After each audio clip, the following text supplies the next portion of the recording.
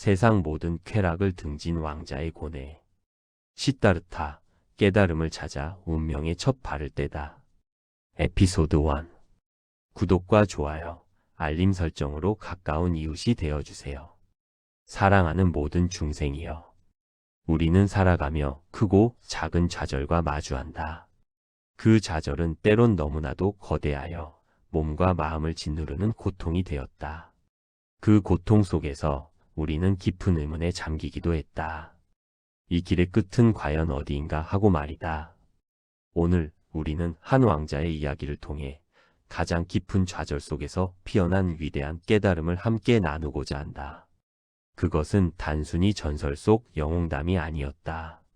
지금 이곳을 살아가는 우리 모두의 마음을 비추는 거울과도 같은 이야기였다. 지금으로부터 아주 오랜 옛날, 세상의 모든 부와 명예를 손에 쥐었던 한 왕자가 있었다. 그의 이름은 시다르타. 그의 탄생은 범상치 않았다. 시다르타의 아버지 숫도다나 왕은 아들이 태어나자마자 한 예언을 듣게 되었다. 그 예언은 그의 아들이 세속의 위대한 왕이 되거나 혹은 세상의 모든 고통을 없앨 위대한 성인이 될 것이라는 내용이었다. 왕은 아들이 자신의 뒤를 이어 세속을 다스리는 위대한 왕이 되기를 간절히 바랐다. 왕은 아들의 마음속에 세속적인 욕망 외의 어떤 의문도 심어지지 않도록 그의 삶의 어둡고 고통스러운 면을 철저히 차단하고자 했다. 이를 위해 왕은 모든 방법을 동원했다. 그의 결정은 단호했고 그 계획은 빈틈이 없었다. 시다르타가 자라던 궁궐의 높은 담장 안은 완벽하게 격리된 유토피아였다. 그는 오직 아름다운 것만 보았다. 찬란한 금빛 장식, 향기로운 꽃들, 늘 푸른 정원만이 그의 시야를 채웠다. 그는 즐거운 것만 들었다. 아름다운 음악 소리, 재롱 부리는 무희들의 웃음소리, 충직한 신하들의 칭송만이 그의 귀를 즐겁게 했다. 그는 오직 완벽한 것만을 느끼며 자랐다. 비단처럼 부드러운 옷, 산의 진미 가득한 식탁, 편안하고 안락한 침상만이 그의 육체를 감쌌다. 늙음도 병듦도 죽음도 그에게는 너무나 먼 이야기였다. 궁 안에서는 주름진 얼굴의 노인도, 병에 걸려 신음하는 사람도, 죽은 시신조차도 볼 수 없도록 철저히 감춰졌다. 시간은 시다르타에게만 영원히 멈춰 선 듯했다. 그 누구도 왕자에게는 고통스러운 그림자조차 드리우지 않으려 했던 것이다. 마치 잘 꾸며진 거대한 연극 무대 위에서 시다르타는 오직 행복과 번영만을 연기하며 살아가는 듯 했다. 하지만 그 완벽한 가림막 아래 진리를 향한 그의 본질적인 호기심과 인간 본연의 고뇌는 결코 가려질 수 없었다. 오히려 그 완벽한 장막은 알 수 없는 갈증과 의문을 그의 마음속에 깊이 심어주고 있었다. 궁궐의 화려함 속에서 시다르타의 마음은 오히려 평화를 찾지 못했다. 그는 자신의 존재의 이유와 세상의 본질에 대한 해답을 찾고자 하는 깊은 갈망에 사로잡혔다. 궁전 안에 정해진 틀을 넘어 진정한 세상의 모습을 보고 싶다는 열망이 끌어올랐다. 아무리 왕의 명령으로 세상을 막아도 그의 타고난 지혜와 통찰력은 본질적인 질문을 계속 던졌던 것이다. 마침내 시다르타는 마부차익에게 간곡히 청했다. 그의 운명을 거스르지 못할 어떤 필연적인 인연에 이끌려 그는 난생 처음으로 궁 밖 세상으로 나아가게 되었다. 오랜 시간 그의 눈앞에서 철저히 감춰졌던 세상의 진실이 마치 거대한 파도처럼 그의 심장을 덮쳐왔다. 그는 처음으로 늙음의 고통과 마주했다. 거리에는 허리가 굽고 주름진 얼굴, 백발의 지팡이를 짚은 노인이 위태롭게 걸어가고 있었다. 그의 얼굴에는 평생의 고단함이 새겨져 있었고 그의 걸음은 한 걸음 한 걸음이 위태로워 보였다. 시다르타는 그 노인의 모습을 처음 보았다.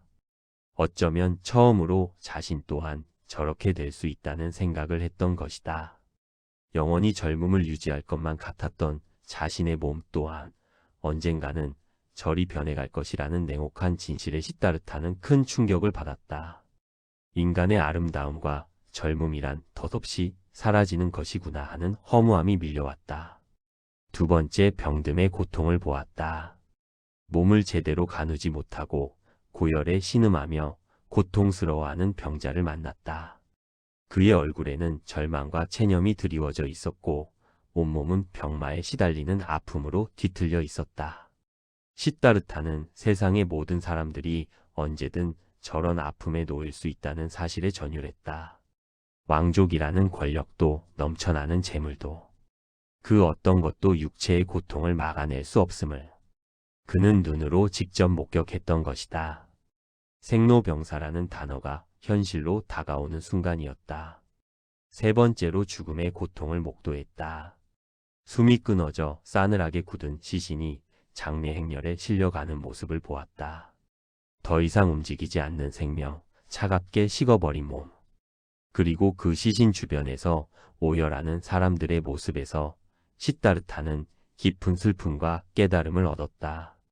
그는 세상 그 누구도 죽음의 굴레에서 벗어날 수 없다는 절대적인 사실을 깨달았다. 사랑하는 모든 것들이 결국은 사라진다는 잔혹한 진리 앞에 시다르타는 무릎을 꿇었던 것이다. 이른바 사문 밖에서 만나 늙고 병들고 죽는 네 가지 고통스러운 장면들이었다. 마치 번개 맞은 듯 그의 마음에 깊은 의문이 생겨났다. 인간의 삶이란 결국 고통으로 가득한 것인가? 그렇다면 이 고통에서 벗어날 길은 정녕 없는 것인가? 마지막으로 그런 시다르타의 눈에 한 명의 수행자가 들어왔다. 세상사의 고통 속에서도 홀로 고요하고 평화로운 얼굴로 명상하며 걷고 있는 수행자의 모습이었다. 초라한 승복을 입었지만 그의 표정은 고통과는 거리가 멀었고 내면에 깊은 평화가 깃들어 있었다. 모든 고통과 번뇌를 초월한 듯한 그의 모습에서 시다르타는 한 줄기 빛을 발견했다. 고통 없는 삶은 없지만 그 고통을 다스리고 평화를 찾을 수 있는 길이 있구나 하는 희망을 품게 되었다. 그 수행자의 모습은 그에게 더 이상 고통을 피하는 것이 아닌 고통 그 자체를 넘어설 수 있는 길을 보여주는 듯 했다.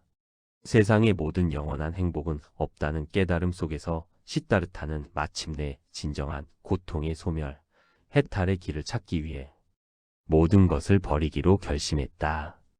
왕자의 옷을 벗어던지고 자신을 낳아준 가족과 화려한 궁궐을 등진 채 홀로 세상으로 걸어 나서는 위대한 포기.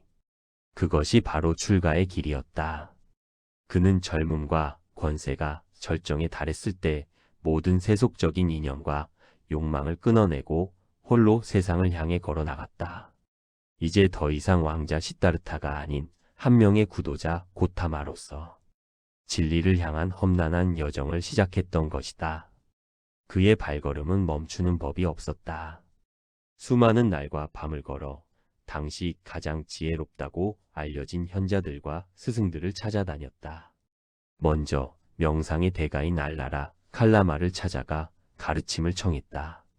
그는 마음을 고요히 하고 외부 세상에 대한 집착을 끊는 법을 배웠다. 무아상, 곧 내가 없음을 깨닫는 깊은 명상법이었다. 시다르타는 타고난 통찰력과 뛰어난 지혜로 금세 스승의 모든 가르침을 익혔다. 스승은 그의 탁월함을 칭찬하며 함께 가르침을 펼치자 제안했다. 하지만 시다르타의 마음속 깊은 곳에서는 여전히 이것만으로는 진정한 해탈이 아니다. 이것만으로는 영원한 고통의 소멸이 아니다는 갈증이 사라지지 않았다. 그는 이 가르침이 진정한 해탈로 이끌지는 못한다는 것을 알았다. 명상으로 마음을 다스릴 수는 있었지만 고통의 근원 자체를 뿌리 뽑는 진정한 지혜는 아니라고 판단했던 것이다. 다시 발길을 돌려 이번에는 또 다른 지혜의 스승인 우타카 라마푸타를 찾아갔다. 그에게서는 알라라 칼라마보다 더 깊은 명상 단계인 생각이 있지도 없지도 않은 경지를 뜻하는 명상법을 배웠다. 이곳에서도 시다르타는 스승이 가르쳐 줄 수 있는 가장 깊은 경지에 도달하며 그 뛰어남을 인정받았다.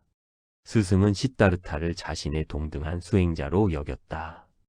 하지만 결과는 마찬가지였다. 이 명상법 또한 육체와 마음의 고통을 잠시 잊게 할 뿐 영원한 고통에서 벗어나게 해주는 해답은 아니었다. 이것 또한 일시적인 방편이지 영원한 평화는 아니다는 것을 시다르타는 냉철하게 간파했던 것이다. 수많은 스승을 거쳐 더 이상 외부에서 가르침을 구할 곳이 없음을 깨달은 시다르타의 마음은 무겁고 또 절박함으로 가득했다. 그는 거듭되는 좌절 속에서 문득 하나의 진리에 다다랐다. 결국 진정한 답은 외부의 스승에게서가 아니라 내 스스로의 몸과 마음 안에서 찾아야 한다.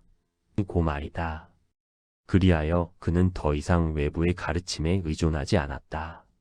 스스로 가장 혹독한 방법을 통해 진리를 찾고자 결심했다. 그것이 바로 극단적인 육체적 고통을 통해 정신적 깨달음을 얻으려는 고행의 길이었다. 다음 편에서 계속됩니다. 구독과 좋아요, 알림 설정으로 마음의 정원을 가꾸러 오세요.